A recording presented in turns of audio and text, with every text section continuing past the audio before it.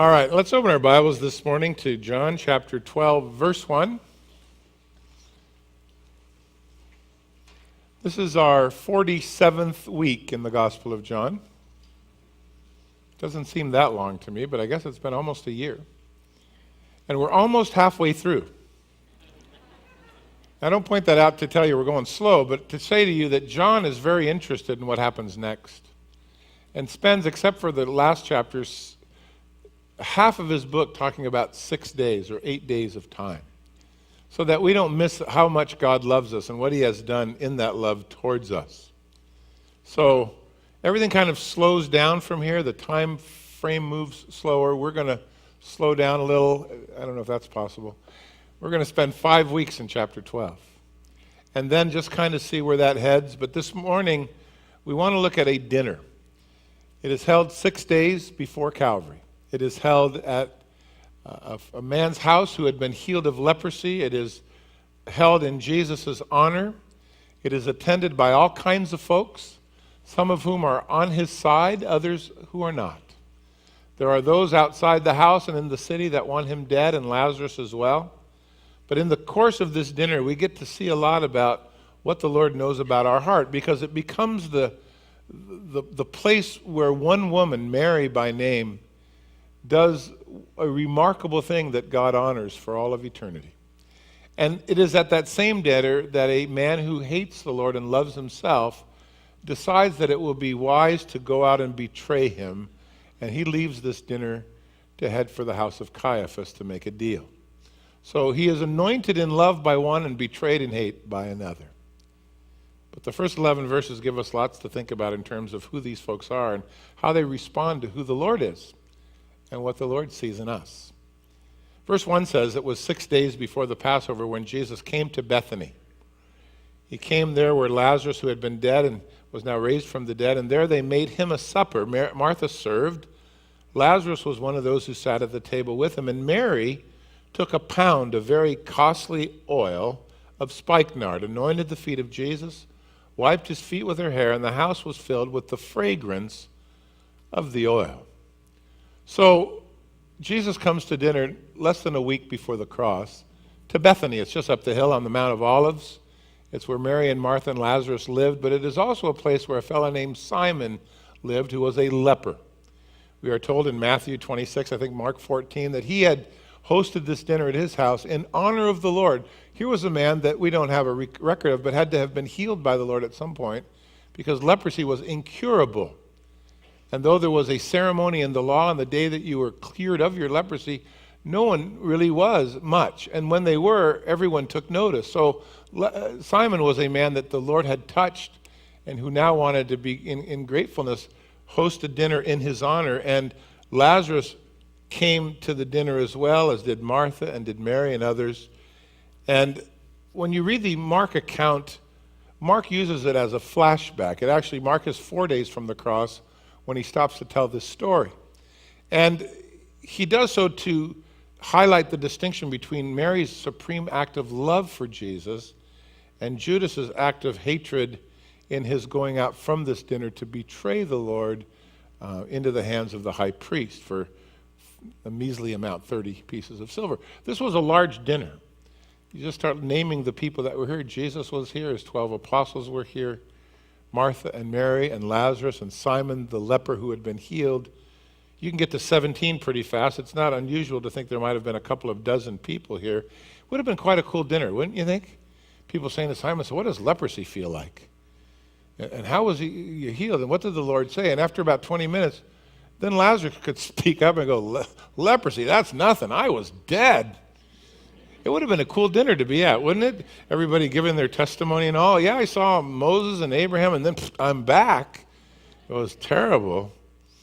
But it was a festive dinner. And at a time when, by the time you get to verse 27, Jesus will say, my soul is in great anguish because the cross was so close. He'd known about it all along, but this was Passover week. This was the week of everything coming to a head, all that God had planned.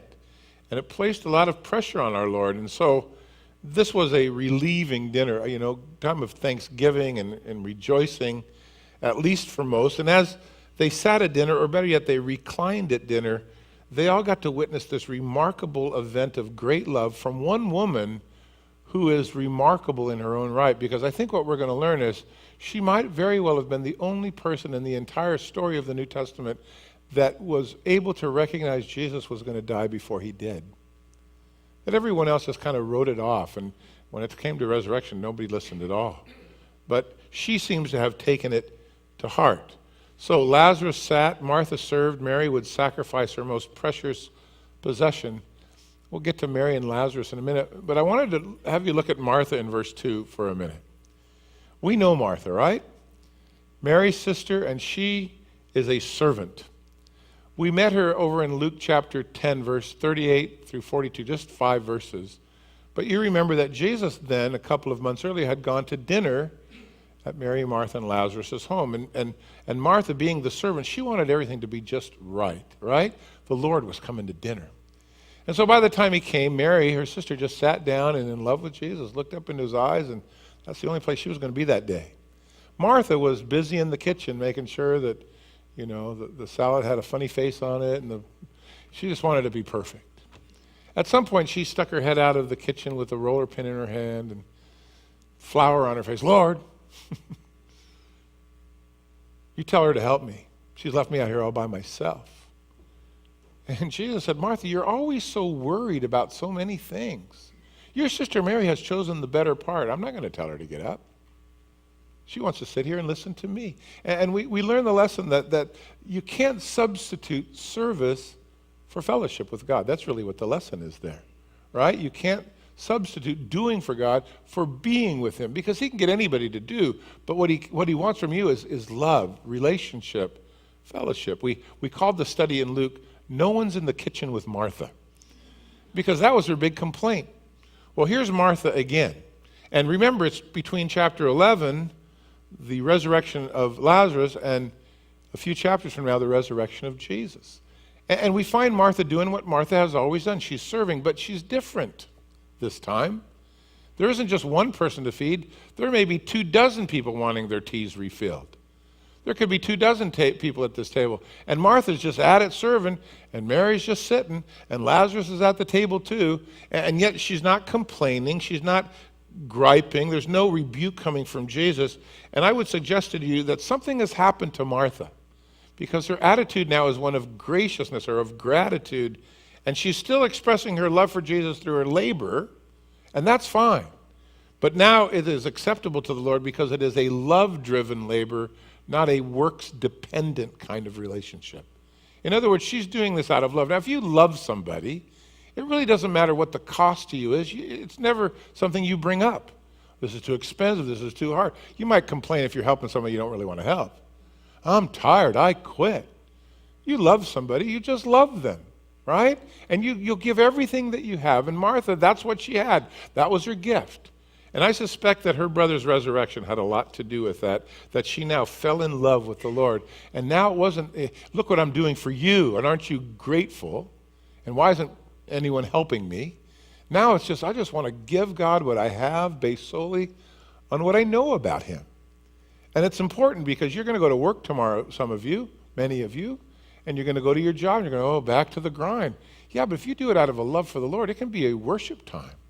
It can be a service. You can shine like a light in a dark place. God accepts worship when it's motivated by a heart of love. That's why he said to the Ephesians, left your first love. All of this work's not doing me any good. I'm not impressed by it. And it does seem that Martha here has grown up, leaps and bounds in her relationship with the Lord, who she now serves with great joy. And she's not complaining about Mary or anybody else. She's just loving the Lord. Well, during the dinner, Mark calls her a woman. John gives us her name, Mary, Martha's sister, gets up from the table, and she brings back what Mark tells us is an alabaster flask. Now, archaeologists have found thousands of these from the first century, but they were very ornate. They had a pouring spout at the top. They had a very thin neck, and then usually a very beautiful base, and they were used solely by the wealthy to keep the most expensive of precious oils and perfumes. Well, she had a pound of spikenard in her home. And according to Mark, during dinner, she went, grabbed this flask, busted it in two, to let the fragrance out, and then poured it upon Jesus' head, upon his feet, while he was sitting there at dinner in front of all of these folks, and then began to wipe with her hair his feet in an act of worship. Beautiful picture. The whole house smelled so good. Now, we only find Mary 3 times in the New Testament. All 3 times, this is where she's at. She likes hanging around the feet of Jesus, you know? She just sits at his feet. She did so in Luke 10 when her sister got mad. She did so in John 11 when she was worried about her sadness over her brother having died, and Lord, you let me down, but she complained from his feet. And now here as well, she comes and she begins to wash, or to wipe, if you will, her feet.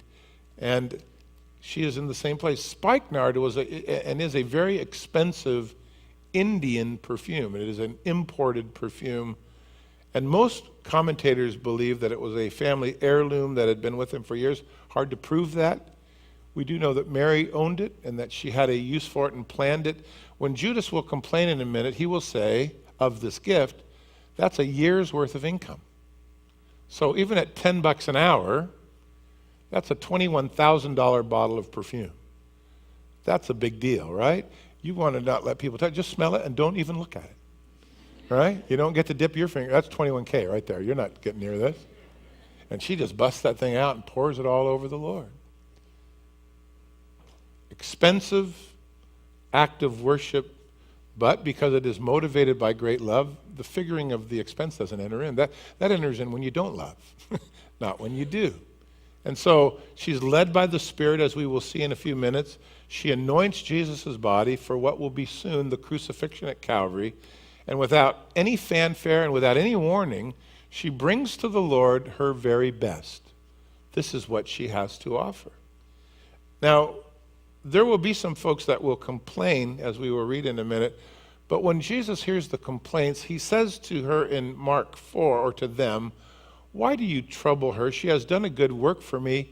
You have always the poor with you. Whenever you wish, you can do them good, but you don't have me always. She has done what she could. She has come beforehand to anoint my body for burial, and assuredly I say to you, wherever this gospel is preached in the whole world, what this woman has done will be told as a memorial to her. That's pretty powerful words. The Lord says to her critics, not only is this a good thing that she did, it's a great thing. It's a great thing, and I'm going to put it on display for generations to come, of what someone who is in love with God and led of the Spirit can do. He memorializes her offering, if you will. Well, true worship is never limited by cost, and I should say to you before we get to the critics, it should never be turned away by what other people think. And I know that that can be a problem. Sometimes, in our wanting to worship the Lord and serve God, we are worried about what others think. I'm glad Mary didn't do that, or she might have just packed this up and went away. But she came and brought her very best. I don't know if she had to run to her house, or if she brought it with her that day. I don't know. But she didn't care what others thought. She was only interested in what the Lord thought. I thought about David coming back with his victorious army and folks of serving the Lord, and he was dancing in the streets in his linen underwear. He didn't look like a king much, and his wife was totally embarrassed. She yelled at him, "What are you doing?" Acting like a commoner, and David went, "Man, the Lord is good. I just want to praise the Lord. I really don't care what you think at this point. I'm blessed by what he's done." And I think there's something to be said for that in our lives, especially today when there's so much pressure to kind of fit in. She loved the Lord, and she only thinks about him, and what she does leaves a sweet smell in everybody's nose, doesn't it? It's just sweet. So look, Martha comes to worship with perspiration, and Mary comes with perfume. But they're both acceptable to the Lord because of the condition of their hearts, and God blesses them for it. And Mary has this added significance that she has acted on an insight, like I said, that I think she might have by herself, that the Lord was going to die and rise. Well, in verse 4, we're told that one of the disciples, Judas Iscariot, Simon's son, the fellow who would betray him, he voiced his opinion. Why was this fragrant oil not sold for 300 denarii, or literally one a day, 300 days, a year's worth of wages? We could have given it to the poor. And John adds, this he said, not that he cared for the poor, but because he was a thief And he was the treasurer. He had the money box. He used to take what was put in it. He was an extortioner. He took what didn't belong to him. He was an embezzler. He had his hand in the cookie jar. Now, remember we talked about love doesn't know cost. Judas doesn't love Jesus. So Judas immediately goes, hey, that's expensive. There's a cost involved here. You know what we could have done? We could have given this to the poor. Now that sounds pretty spiritual, doesn't it? Hard to argue with a guy going, let's give it to the poor rather than pouring it all out in one place. It makes every bit of sense unless you're led of the Spirit and you're walking in love. We read in Mark that the reaction of Judas was that he said this out loud, and then it says some in the group became indignant among themselves, and they began to say to each other, not just Judas, why was this fragrant oil wasted?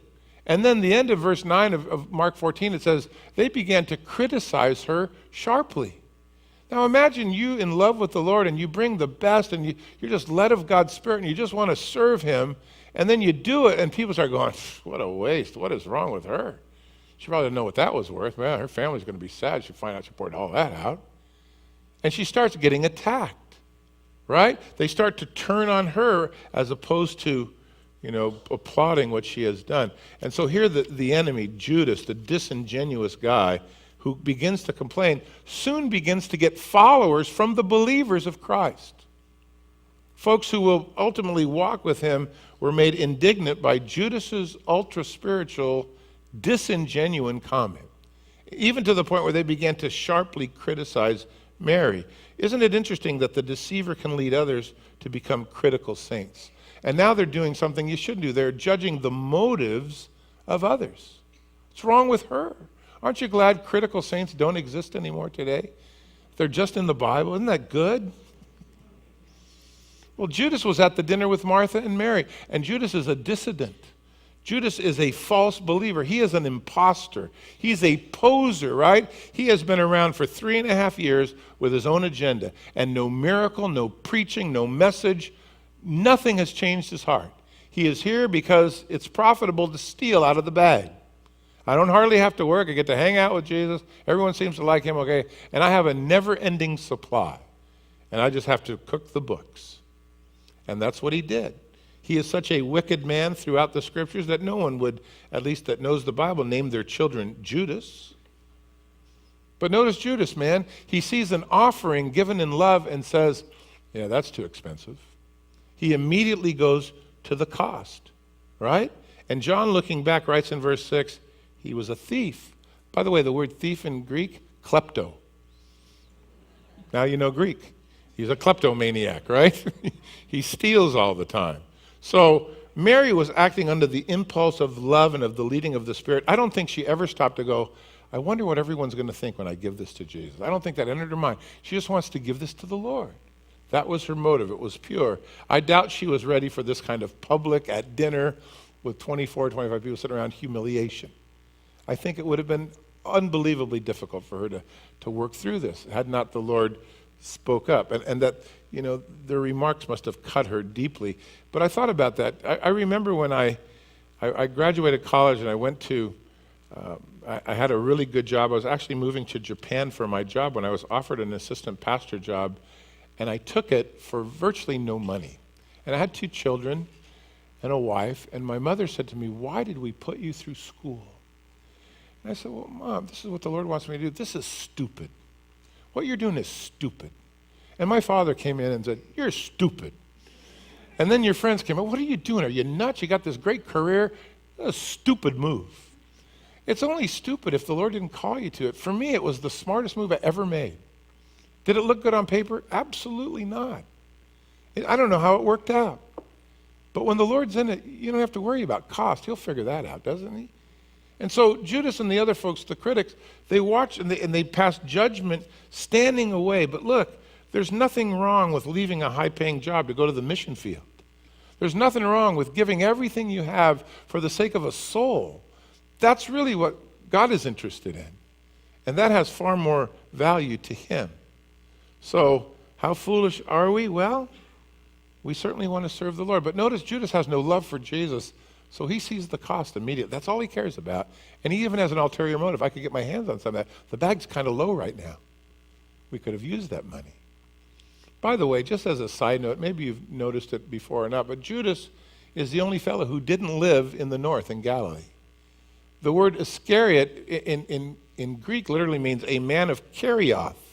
And Kerioth was a little town a few miles south of Jerusalem. So, he's kind of the odd man out. And I always find it very interesting when you look at verse 4, it says he was a disciple and he was a betrayer. In the same sentence. And you want to say to yourself, well, how can that be? How can you be a disciple and be a betrayer? And the answer, or a traitor? And the answer is, hey, it's obvious, you can. Jesus said in Matthew, not everyone that says to me, Lord, Lord, in that day will enter into the kingdom of heaven. I'll confess to you, I don't know who you are. But I want you to notice that Judas was a wicked man amongst godly people learning to walk with him. And his heart was different. It is the condition of your heart that will determine your behavior and your response, always. Jesus said, out of the abundance of the heart, the mouth will speak. So what does Judas do? His heart is covetousness and gain and self. He sees an offering. He should have went, man, that is beautiful. What does that mean? He instead went, I just lost out on some money. And I'm not happy with that. That's what might have happened. So his heart is wicked, and if his heart is wicked, well, then his response is going to be wicked. Let me give you an example. If you don't like someone, everything they do, you'll find reason to criticize. Oh, did you see the way he looked at me? Oh, you see the way he just walked by? See the way he's eating his salad? I told you, he's a real jerk. Could be anything, because we don't like him. So your heart determines your response. If you love someone, they can do no wrong. Hey, did your kid just burn down my shed? Oh, he's a wonderful little boy, isn't he? Wouldn't matter to you because you love them, and so you're not really moved by them. Well, here you go. Here's a wicked heart with a wicked response, with wicked intentions, and yet his outward appears insightful. It appears spiritual. Jesus wants you to know that it's otherwise. He didn't care for the poor. He wants his hands on the money. In fact, after this dinner, he's going to go make a deal for some more money because that's what he wants. So that's Judas. Now, looking back at Mary, remember we said to you 3 times we find her in the Bible, and she's always on her knees? Go back and look at those 3 occurrences, and you'll find that each time she's on her knees, someone has a misconception about her. Remember what Martha said? Don't you care that my sister's let me just work by myself? She's such a sluggard, She's unwilling to help. She was wrong. Jesus said, she's got a heart for me. Here they go after Mary. It's $21,000. And the Lord goes, she's preparing me for burial. So, if you're going to serve the Lord and give him all that you have, you're going to be misread from time to time. I remember a saying I heard years ago. My father told me, whenever you jump to conclusions, you're sure to have a rough landing. And that's exactly what these folks are doing. They're all presuming they know the heart, and they don't. So when people see you serving the Lord or sacrificing and they make, presumptions about you, don't let that bother you too much. The Lord knows what's right and what's going on. But notice that even some of the disciples joined in. This wasn't just Judas. This was others. Read the account in Mark and the account in Matthew, and you'll see that there's a bunch of folks going, yeah, that's not very spiritual. If they thought they were on the right side of this issue, they were way wrong, even though they had some, that would stand with them. Well, I like verse 7. Jesus says, shut up. No, let her alone. She has kept this for the day of my burial. The poor you'll always have with you, but me you won't always have. Now, I want you to notice, and I love the way Jesus turns to this spiritually dead bully who's conniving to serve himself, and he just says, let her be, or get lost, or bug off. If you ever tell somebody, get lost, it's right here in the Bible. Just quote this verse right here. Get lost, man. You don't know what you're talking about.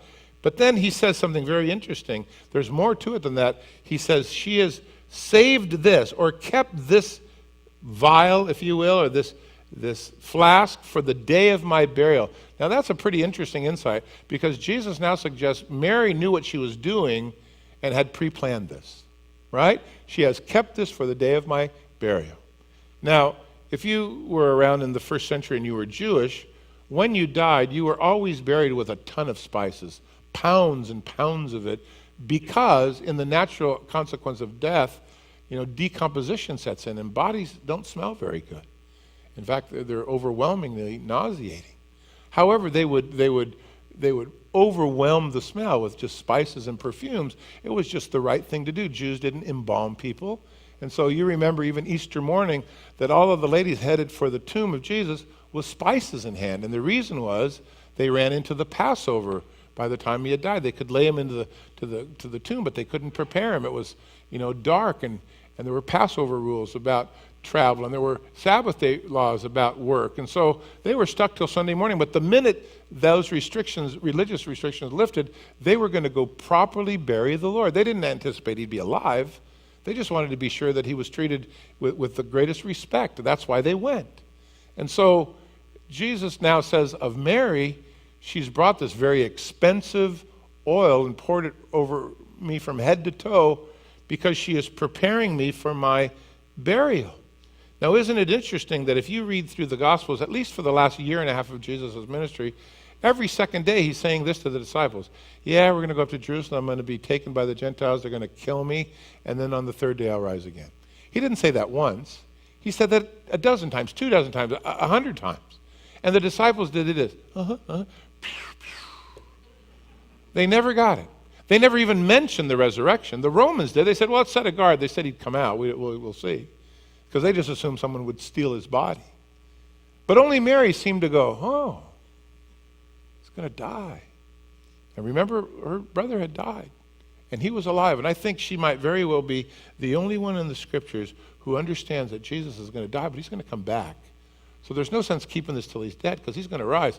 I'll anoint him now. I'll, in faith, pour it all over him. I know he's coming back. And Jesus says it here. She says, she has kept this for the day of my burial. Well, he's not dead yet, but he soon will be. It's an act of tremendous faith. Now, how does Mary know that, and how does everyone else miss it? And my only answer to you is, every time I find her, she's sitting at Jesus' feet. She's listening to every word that he's saying. She's taking it all in. She's really not bothered with anything else. Her $20,000 perfume means nothing to her if I can serve Jesus with it. Martha yelling from the kitchen, we're not going to eat, that's fine. I just want to hear what he has to say.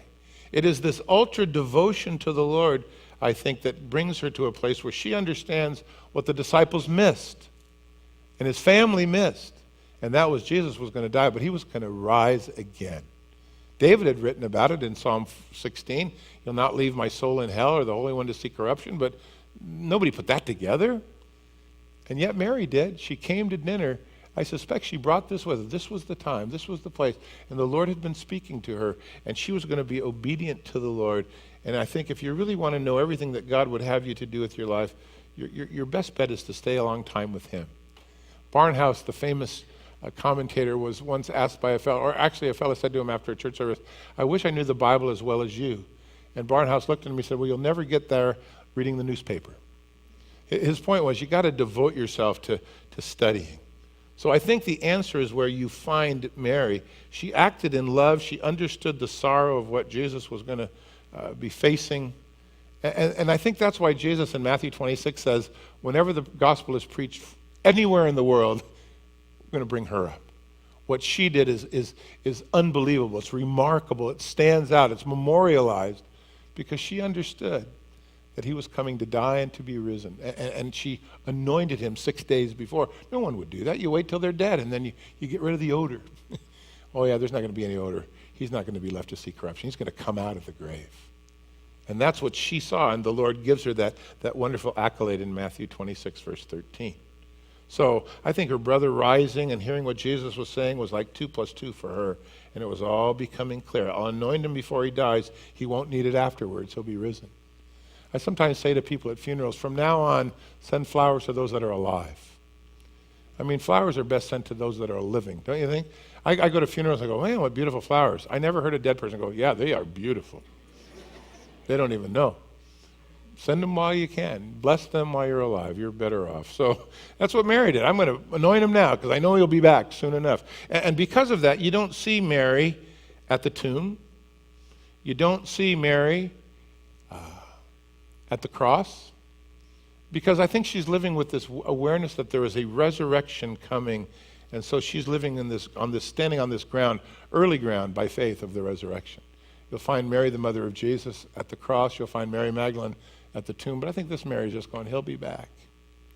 And if that's so, because of what this verse says, she's the only one who gets that in the entire, report, if you will. Everyone else just wasn't so sure. Well, Jesus said in verse 8, you always have the poor. The rebuke from Judas for Judas is that this was a significant action that Mary took. It was a once and for all action, that the poor and the needs of the poor were constantly available. I think we read in Mark, he said, you have opportunity always to do good. Doesn't mean that you shouldn't. Doesn't mean it's not important. But two things, you won't be able to get rid of the poor, and number two, you always have the opportunity to serve the poor. But this was a unique event. Jesus was about to die, and so she personally acted upon what God had told her, and she did the right thing, led of the Spirit, very prophetic, memorialized by the Lord, acceptable in His sight. So, sometimes when people want to question your motives, let the Lord defend you. It's better off. Well, what are you doing that for? Couldn't you have done one of those? I had a fella that used to bring me to church once in a while when we lived kind of near each other. He drove a Rolls Royce. And that was the coolest thing, driving around town, a Rolls Royce. So a guy dropped me off one time at a church deal, and a guy came out and he goes, what kind of guy? That guy's not saved. And I go, no, he loves the Lord. He said, well, he's driving around in a Rolls Royce. I said, so? And he said, well, you could have sold that and fed a lot of people. So I said, this last year he donated $25 million to feed the poor. Oh, well, that's different then. Be careful when you start to put yourself where you judge the hearts of the people. Well, Jesus said you can always serve the poor, but this was an important issue to set him apart. So Mary's quite interesting. Now, verse 9, we read of Lazarus, that a great many of the Jews, when they came to the Passover feast, and remember, hundreds of thousands were coming into town, they came not only because they heard Jesus was there, but they also heard Lazarus, whom he had raised from the dead, was there. And so people started heading up to Bethany. And verse 11 says, because on account of Lazarus, many of the Jews went away and believed in Jesus. Lazarus is an example to us of being a witness of a resurrected life. I think I told you last week, there's not one word recorded in the Bible of Lazarus. He doesn't say a word. But he draws people by the tens and hundreds to the Lord. How was that? Well, he was dead. Now he's alive. The first 5 guys I had a chance to pray with and get saved were all my old drug buddies from high school and college.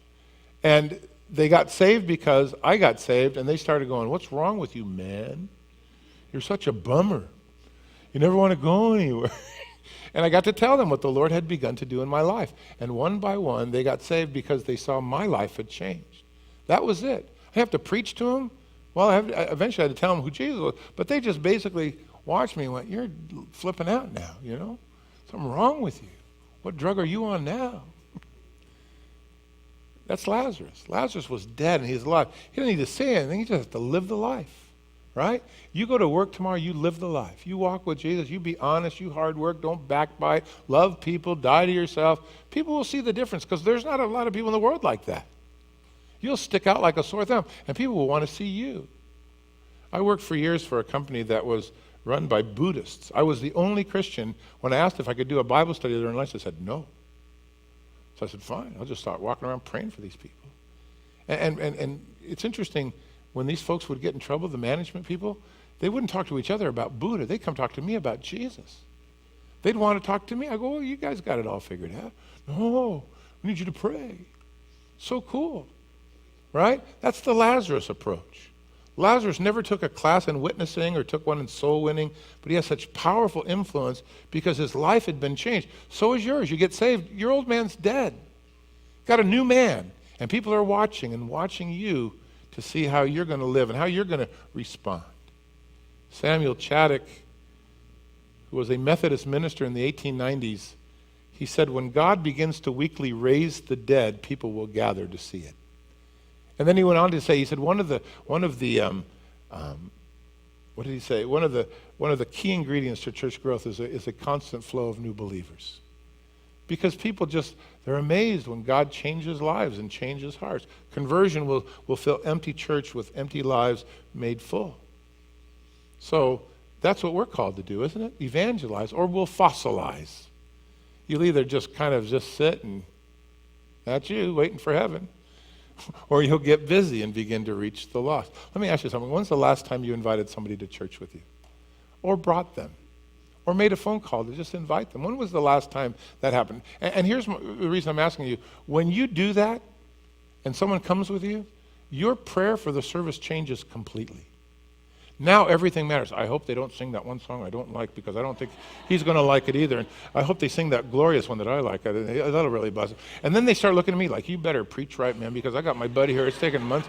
Oh, dear God, if you could just lay your hand on... All of a sudden, everything matters to you. Doesn't matter. You're here by yourself. Well, just as long as we get done by the time the food's there. You start bringing people with you, man, everything matters. You start steering them to people you like in the church. Here, this is my friend. And steering them away from them. Don't talk to that guy. You pray like crazy, right?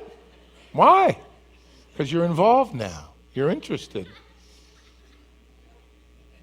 I'll go too far with that? I'm pretty sure that's right. Well, that was Lazarus. And finally, there's this last group, verse 10. It says that the chief priests plotted to put Lazarus to death also because, I love the words, on account of him, the Jews were going away and believing in Jesus. They were walking away from their religious ways to a relationship. Now, these religious leaders saw the effectiveness of a resurrected life. They saw the power of Jesus. They couldn't stop it.